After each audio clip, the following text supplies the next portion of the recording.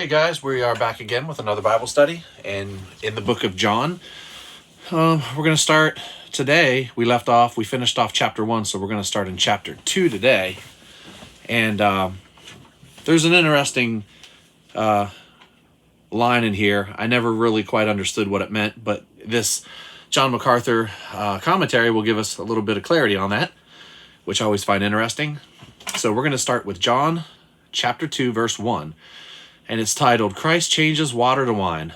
On the third day, there was a wedding in Cana of Galilee, and the mother of Jesus was there. Now both Jesus and his disciples were invited to the wedding, and when they ran out of wine, the mother of Jesus said to him, "They have no wine."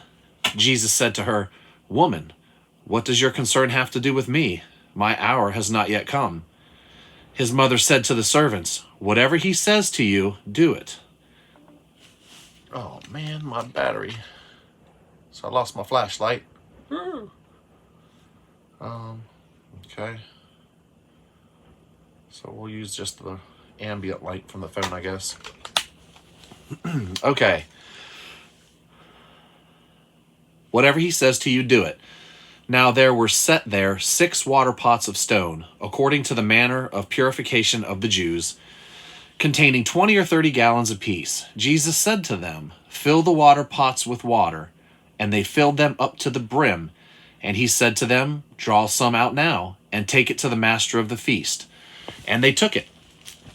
When the master of the feast had tasted the water that was made wine, and did not know where it came from, but the servants who had drawn the water knew, the master of the feast called the bridegroom, and he said to him, "Every man at the beginning sets out the good wine, and when the guests have well drunk, then the inferior. You have kept the good wine until now." So, just a little bit of background. I guess we'll start with, the wedding. Here it says, such a wedding celebration in Israel could last for a week. See, interesting facts that I love about this commentary. Financial responsibility lay with the groom. To run out of wine for the guests would have been an embarrassment to the groom and may have even opened him to a potential lawsuit from the relatives of the bride. Interesting. Okay. Both Jesus and his disciples were invited. The fact that Jesus, his mother, and his disciples all attended the wedding suggests that the wedding may have been a relative or close family friend. The disciples that accompanied him are the 5 mentioned in chapter 1.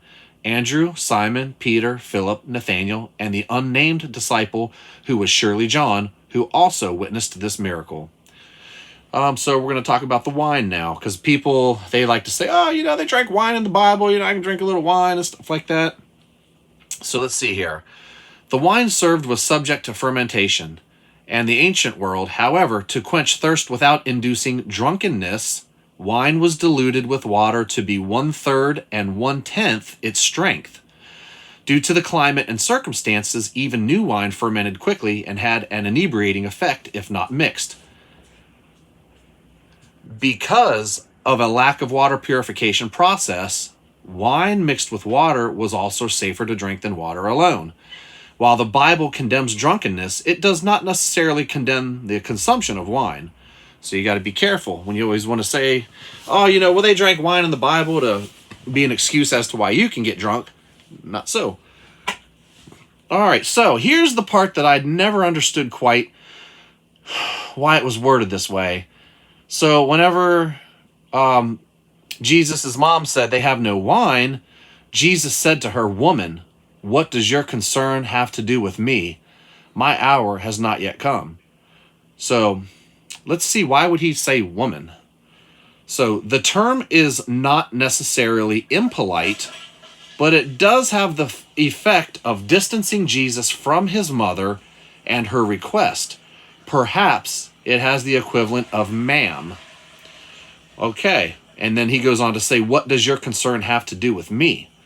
The expression, common in Semitic idiom, always distances the two parties, the speaker's tone conveying some degree of reproach.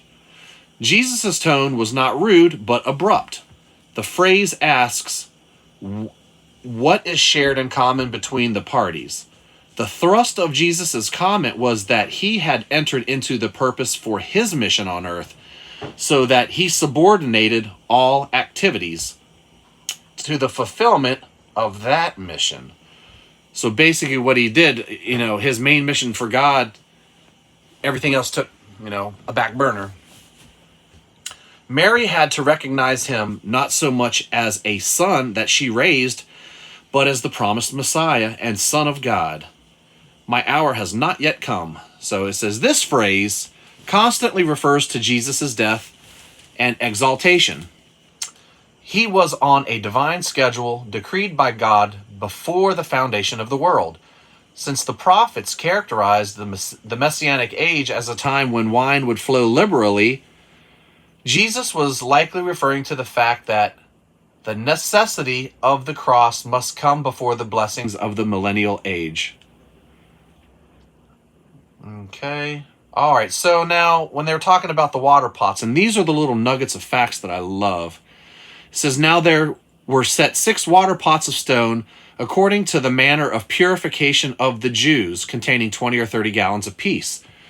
So the purification of the Jews, the 6 water jars were made of stone because stone was more impervious than earthenware and did not contract uncleanness. Also, this made them more suitable to ceremonial washing. So those cool little things like that I like. So we will stop there for today. So that was John chapter 2, verse 1 through 10. And tomorrow we will pick up on verse 11. All right, guys. I will see you guys tomorrow. And God bless you and have a good day.